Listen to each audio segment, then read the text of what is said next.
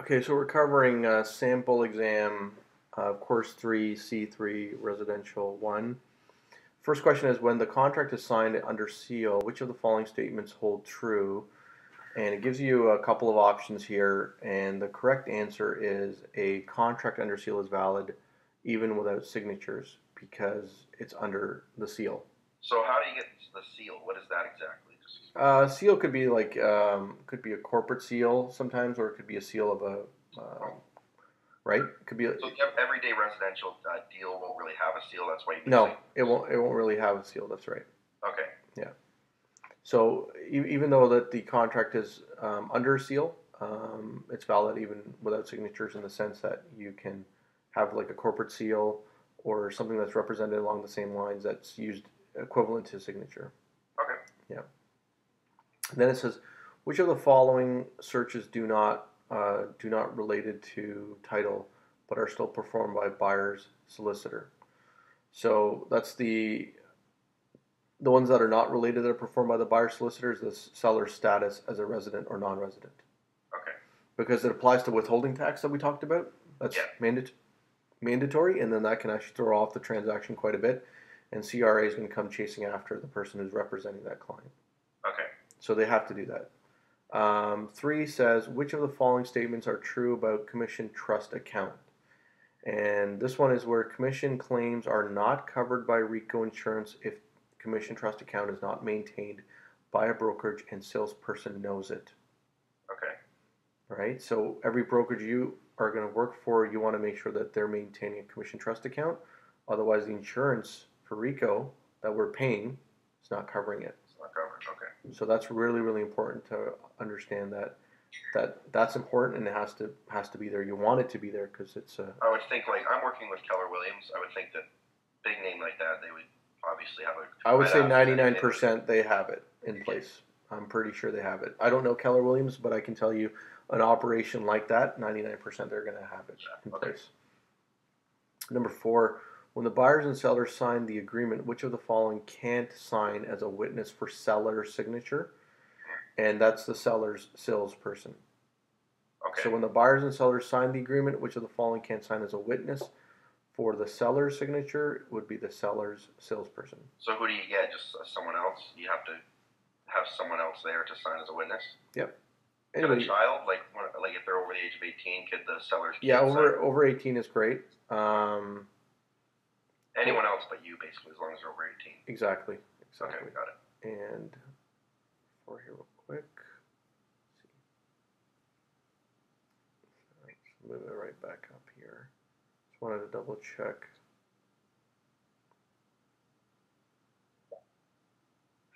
Oh yeah, the answer key's all the way at the bottom, right? Yeah, no, they are. I just wanted to double check that I was looking at something else as well. Res 3, I just wanted to double check something on that page as well. My cursor moves so fast. I mean, like if I just move the page up, it's just like all of it's gone in a second. You gotta turn the sensitivity down a bit. Yeah, I know, exactly. So number 5 is, which of the following statements are true about the Planning Act clause? So in this one, the correct answer that's correct of the Planning Act is that C, it says it provides the buyer may terminate the agreement if the seller has not complied with the Planning Act.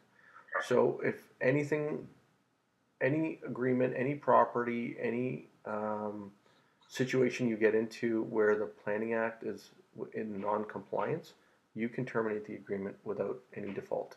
So the Planning Act is basically just the city's plans for that property and make sure that the buyer has followed the rules of what the city wants for that? Yeah, complied with it.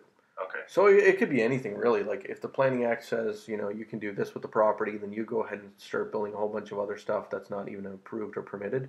Okay. You don't have to. You can terminate the agreement based on that. Okay, right. Right. So that gives you an out. Okay. Yeah. Number 6 is, but you know what? I wanted to bring something up though. There was a situation where somebody was buying a house and it had an illegal basement apartment, but they said, you know, they wanted to terminate the agreement based on that. Okay. But they couldn't because in the agreement they acknowledged that the seller didn't warrant the status of it.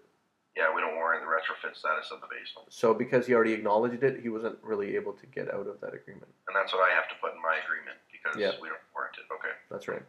So that was an interesting thing I remember from one of the situations that somebody was into. Okay. Number 6 is which of the following statements is correct about the timing of completing the individual identification information form? It says that the listing brokerage is responsible, it's C, and the listing brokerage is responsible for completing the form for both buyer and sellers when the seller accepts the offer. Okay. So that is your last moment of time that you've got to complete that individual identification form. Okay. Because that's the last opportunity. That's like your cutoff window in time, but it has to be done right then and there. And give a quick definition of the individual identification information form. That is basically going to give your information in terms of your birth date, your driver's license. Okay.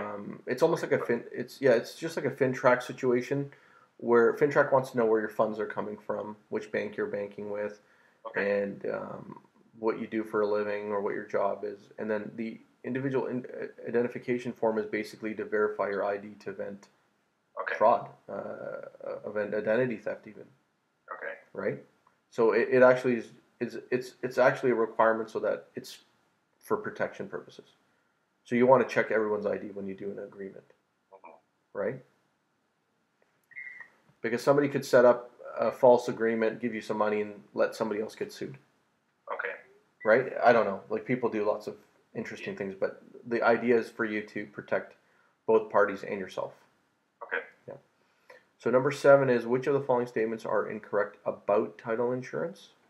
So the answer was C, and it says the solicitors may insist that the buyers obtain title insurance to cover document errors. Okay. So that's usually not what title insurance is for.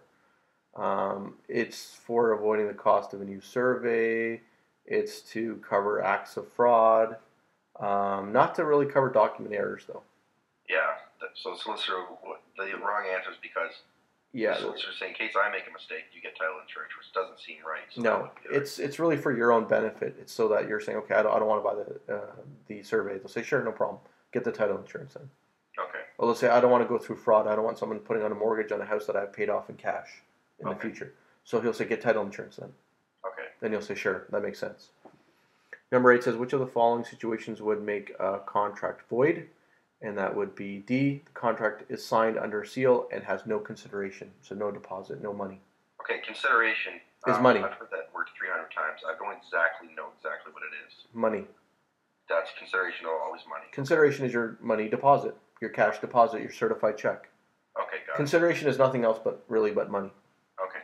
Yeah. I don't know why they just don't say that, but all right. That's just, Yeah. legal mumbo jumbo. So. Okay. And number 9 says, Evan is the listing salesperson for 123 Main Street. He has just received 3 competing offers from 3 different brokerages.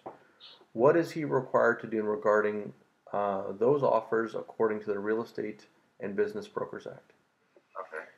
So, B was provide confidentiality to the seller by ensuring that the buyers are not aware of the competing offers.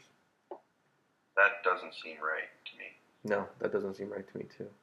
I'm wondering why that is even checked off on this. Well, looks like one of your students did this exam and... Yeah.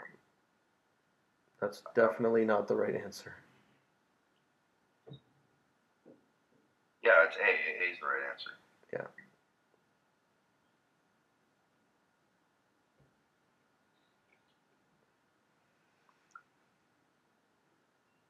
Yeah. So that's the right answer. You don't have to give the number of offers. You just have to let all the buyers know there are competing offers. That's right. Okay. They can figure that out by just calling and finding how many were registered. That's right. Let me just go back up here. Am I on page 21 again?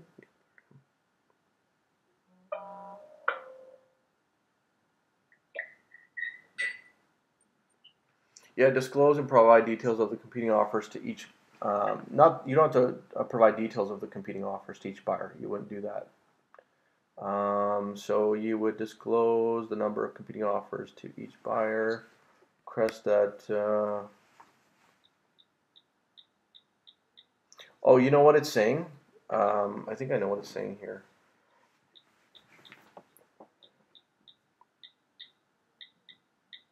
You know what, Mark? Can you give me 5 minutes? My tenant blew a fuse downstairs. I just have to run down and turn it back on. Sure. I'll just stop this video now and we'll just continue it as you come back.